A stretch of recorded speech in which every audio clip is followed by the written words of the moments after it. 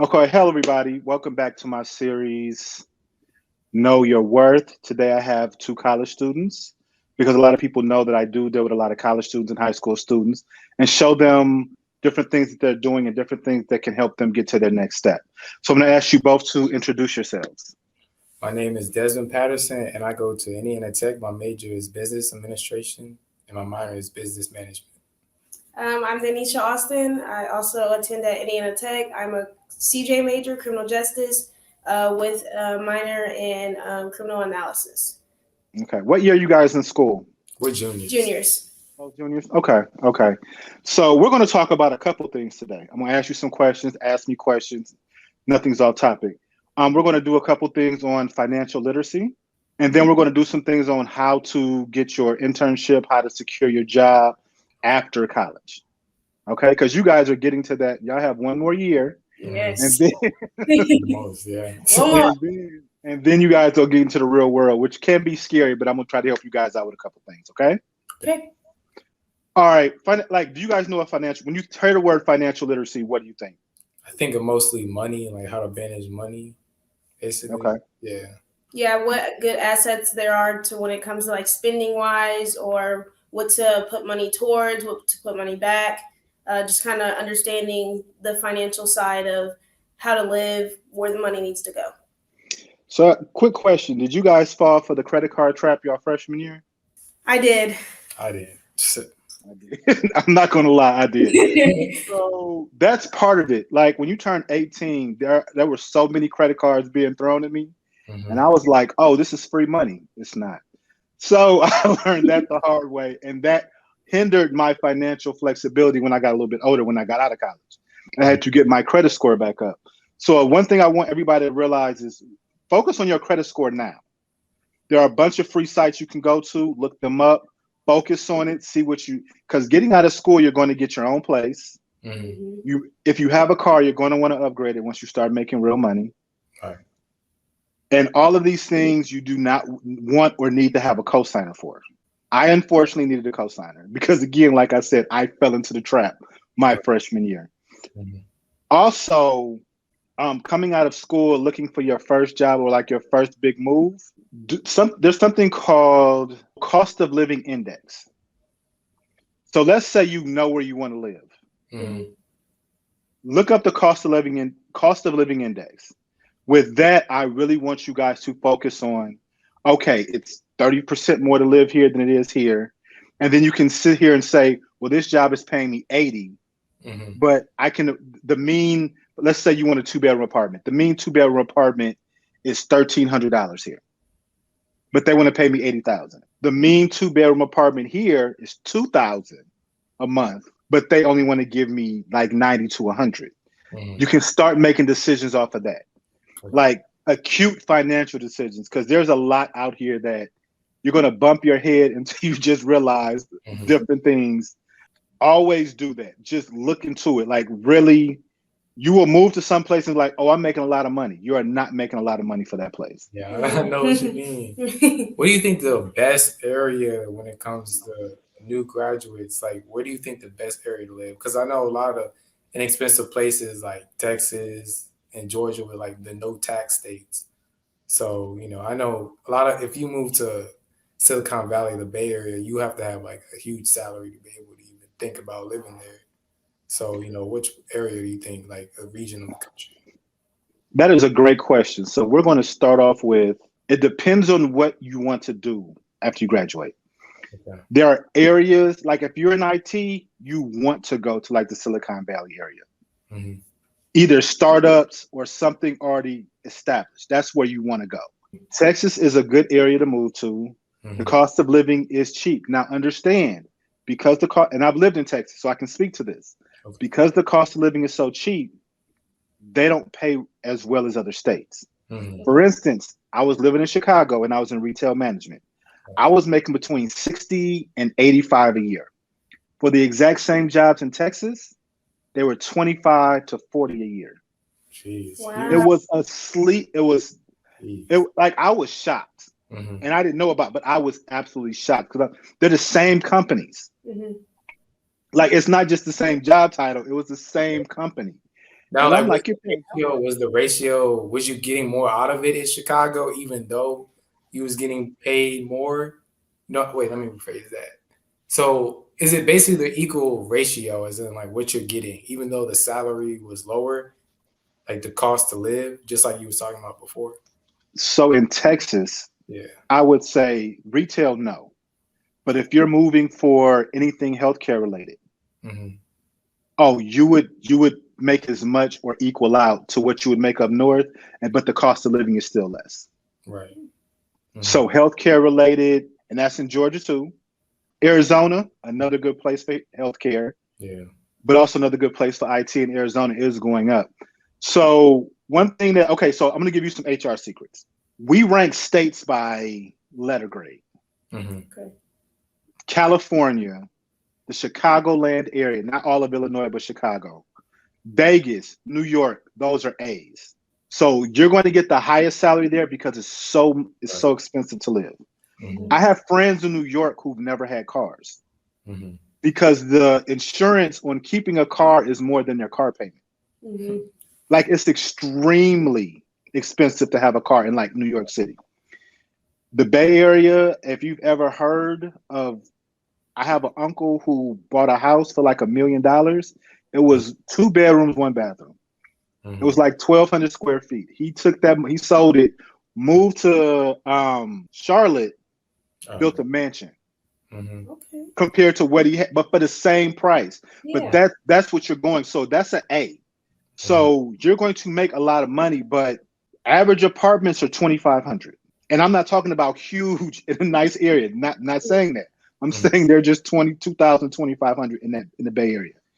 So then when you get to like B states, like for instance, I know Texas, I know in Colorado what we call C or D states. Mm-hmm. Okay. Not that it's a bad place to live. It's just when we're handing out salaries, they're not going to make as much because they live in that area. Even though they're going to do the same job as New York, California, Texas, you're not going to make as much because you're not ranked as high.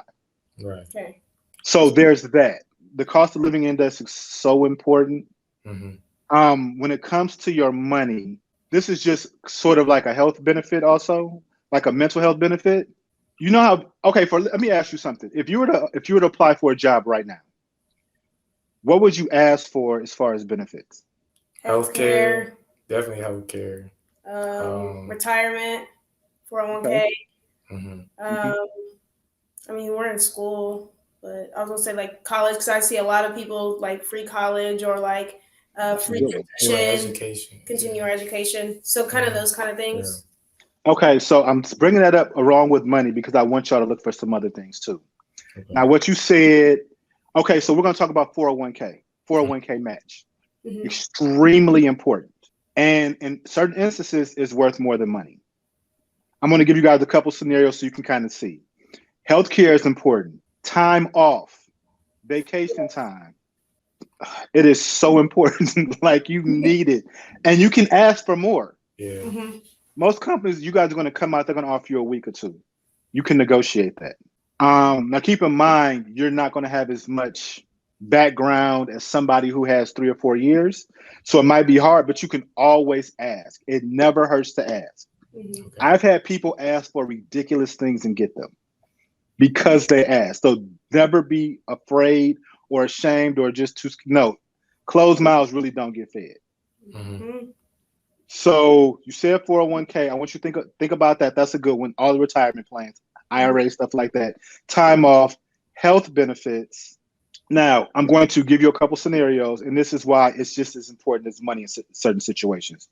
We're going to say you guys move to Texas. One job offers you, let's say, $80,000 a year. Company A, $80,000 a year. Your 401k matches 5%. You get 3 weeks off. And they pay all of your healthcare benefits. There are companies they're not a lot, but there are companies who do. Okay. Company B gives you $100,000. They'll match your 401k at 2%. You get a week to 2 weeks. No, you get 2 weeks off of vacation, and your health benefits are somewhere around 5. Depending on if you're single, married, with kids, there are companies who will pay everything, but company B will only give you. Well, company B will you're paying $800 a month. Mm-hmm. If you do real quick math, 800 times 10 is 8,000. Another, what, 1,600? That's $9,600 a year just in healthcare. The 401k match is 3%, which is a lot because that it's just a lot. So you get both offers. A lot of people will just look at the money. Please, finances are more than just money. Finances are peace of mind. If you get sick, your child gets sick, your partner gets sick, you can take them to the doctor for it is expensive. Believe me, you have to look at everything. So we're not just looking at dollar for dollar in this situation. Now we're looking at, okay, this company's willing to do this, this, and this for me. And then I just told you, it's already 10,000 right there just in healthcare benefits, and nobody's gotten sick. That doesn't count how much you have to pay when you go in. If something happens, it's a lot of different things when it comes to that. So I just gave you two different scenarios, and most people would be like, "Oh, I'm taking B. It's 100,000 a year." You have to take both of your offer letters and put them against each other, and literally go line by line and just write down what pros and cons of each position. Coming out within the next 2 years, you guys are going to be in a really good situation. The reason I say it, people who graduated in 2020 and 2021 were coming out of COVID. There were no jobs. The economy was going down. Right now, there are more jobs than we have people. We are searching for people, like searching, like nonstop. Like we cannot find the people. And I'm talking about these are jobs paying $200,000-300,000 a year. So everybody's saying, "Oh, nobody wants to work." It's across the board. These are jobs coming out of college paying 300,000. Coming out of college, you're probably going to make, again, depending on where you live, I'm going to say with a degree. Also, if you have an internship and I'm giving you all the different things. If you have work experience, if you have internship experience, anywhere from 40 to probably 80. 40 to 80. Now, this brings me to my question of the MBA. So if you get an MBA, I was researching something that the average salary of MBA students when it comes to all degrees get over 100,000 coming out of college. Am I correct with that? I think it said 115,000. An MBA will increase what you'll make. Right. A master's, the more education, we're weighing that. Okay. So, for instance, let's say this job wants 5 years of experience, but you don't have to have a degree. But it was preferred that you have a degree. That degree will knock off 2 to 3 years of work experience. An MBA will knock off 2 to 3 years of work experience. Because when you're in MBA, you're doing practical information. You're also working with companies. There's things that you can do. And again, do as many internships as you possibly can. Okay. Most internships only want juniors and seniors, but research. There are internships that'll take freshmen. Research. I don't know those figures, so I don't want to say, but you will definitely make more the more education you have in your field. No matter what, we're going to look and say, "Oh, they have this." Okay. But just also always keep this in mind. There are companies who will say, "Oh, that doesn't matter. That's not the company you should be at." I'm just flat out going to tell you, like, you have to know your worth. Yeah. Another thing when it comes to finances, I want each you guys and everybody's listening or everybody who's going to watch this, especially coming out of college, you're going to need to, I don't know if you do this now, but you're really going to have a strong budget. Or you're going to go negative in your accounts. Yes. I'm laughing because I did. So you need to know exactly how much you need for your apartment, how much it's going to cost for your commute if you're taking the bus, you're taking the train, or you're driving, how much car expenses, food, if you have date nights, or just out with the fellas or girls' nights out, clothes. Like, you have to take all of that. Electricity, gas, like things that you probably never paid in your life now show up. And people will say, "Oh, I make $100,000. No, you don't. The government's going to take 30% of that real quick. Yep. So don't just look at it as I make 65, 70, not I make 100 when you start trying to make your budget. And then you break it down monthly because that's when all bills come due. So don't ever say, "Oh, I make 100, I make 80. No, you do not. Take a third of that and know the government's taking it before you ever see it. It's hard to budget until you get your first check. Mhm. When you get your first check, then you really know. And then there are companies pay weekly. There are companies pay bi-weekly. There are companies who pay monthly. And if they pay monthly, you really have to be good at budgeting. Really, really have to be good at budgeting because you get paid once a month. That money has to last you the entire month. Mhm. Yes.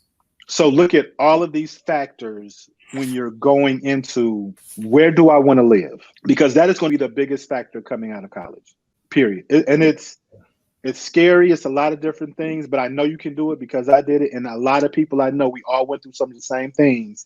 Yeah. It was, okay, what do I do? You bump your head, you figure it out. Oh, this apartment is too much. There's another night. Oh, one thing that can save you guys so much money. And I hope I did not do this. Travel to wherever you want to live. And it's expensive. I'm going to tell you up front, it can be expensive.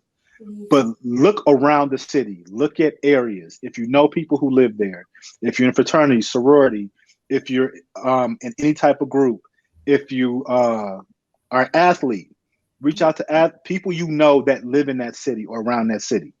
They can save you money by not having to move. Like things look really, really nice, and they'll be like, "No, that's a bad area." At night it goes crazy, or the buses won't come over there, and you don't have a car. Like you'll be walking a mile to get to a bus. Things of that nature. Please, please, please, if you can, go visit areas, and then also when you're there, go look during the day, and then do a drive-by at night. Anywhere you want to live, drive past at night. Mhm. It's a mistake I made once. I will never do again. I did not do a drive past at night. Oh, dang. And yeah, because moving is expensive. Where was Huh? this? Where was this? Oh, Chicago. Chicago.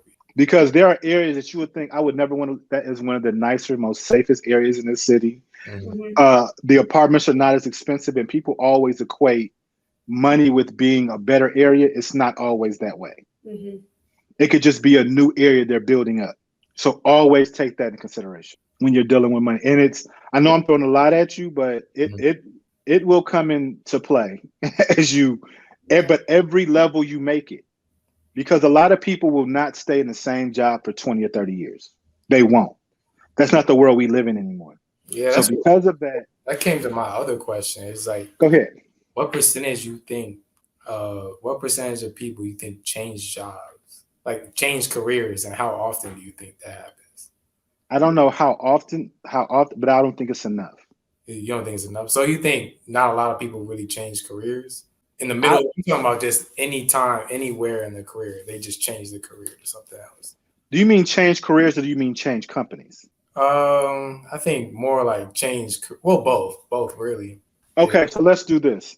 Changing careers, it's a little bit more difficult, but it's definitely doable. Up front, I started out in I started out in sales. I was there for like about 5 years. Then I went to retail management. I was in retail management for like 10 years. And then I've been in recruiting since 2008. So I've had 3 different careers, but sales and retail management, you can kind of see how they fit. But retail management to recruiting, there's nothing that bridges that gap. I'm gonna be completely honest. So it can be done. But just so you know, if you start another career, you're going to start lower on the totem pole than where you're at now. And I'm not saying it shouldn't happen. I'm telling people, be happy, be more mentally safe, be more mentally stable. If something is going on in your career, you just can't hack it, you can move to something else. Just research it. Think about different ways to rewrite your resume to show I've done part of this job and I'm coachable to learn the other parts of this job. Now, the reason I say I don't believe people change companies enough, the sad fact is if you stay with a company year over year, you're going to get a 2 to 5% raise. Where if you go to another company, you can have a way larger raise than that. I've made $10,000 to $15,000 by switching companies a year, and that's way more than a 3% that I would get. You think people get enough opportunity to be able to switch companies? Yes. Okay. The thing is, companies are okay. So if you're good at what you do, let's say company A and company B do the exact same thing. If I'm a recruiter at company B and I see you working at company A and you just did a TED talk or you did a lecture somewhere and there's a lot of people from the industry that's there. Let's just say electronics. Oh, I'm going to try to poach you from your company. That happens a lot. Right. LinkedIn, keep your LinkedIn profile up. and just all the new things you're doing, all the degrees that you're getting, all the certifications, all the new things you learned at work. Just keep your LinkedIn up and keep your resume and your LinkedIn compatible. So people will, like, as long as you're good at what you do, we will find you. We will come looking for you. We will find you.